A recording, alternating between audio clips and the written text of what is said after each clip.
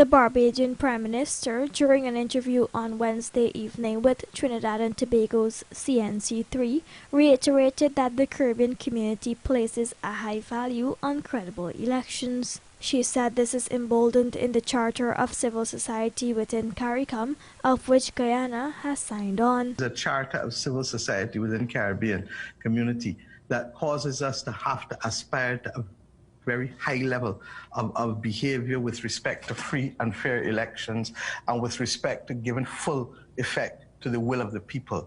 While labeling Guyana's situation as bizarre, Motley pointed out that no election is worth damaging the reputation of a member state, let alone the entire regional bloc. Against this backdrop, she maintained that Guyana's recount process, which was supervised by Caricom, produced credible results. We've said what we've said for now. We're watching the situation. The heads of government are particularly attuned to the fact that these situations are difficult. We sent in 2 observer teams. Our observer team was satisfied that the recount process was certified by the persons from the Guyana Election Commission and stood as a credible basis for the declaration of an electoral result.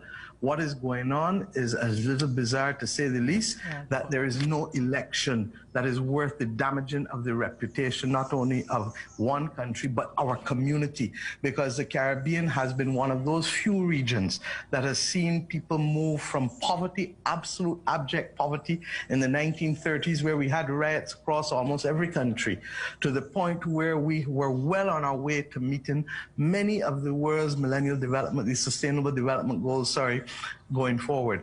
Earlier that day, Motley would have lambasted Chief Elections Officer Keith Lowenfield, who had submitted a report that varied from the certified recount results. Lowenfield's report disenfranchised over 115,000 voters. PM Motley subsequently came under attack by the APNU-AFC coalition, which issued a statement labeling her comments as both ill-informed and ill-advised. That statement was later withdrawn by the party, citing errors.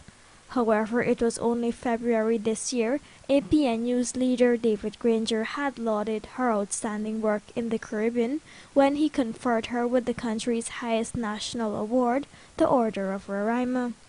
Here is what Granger had to say then. We applaud your stewardship. We applaud your willingness to partner with Caribbean states. We commend you on your assumption of office of Chairman of the Conference of Heads of Government of the Caribbean Community, and for your long-established commitment to Caribbean integration. Rupa Sinarayan, The Evening News.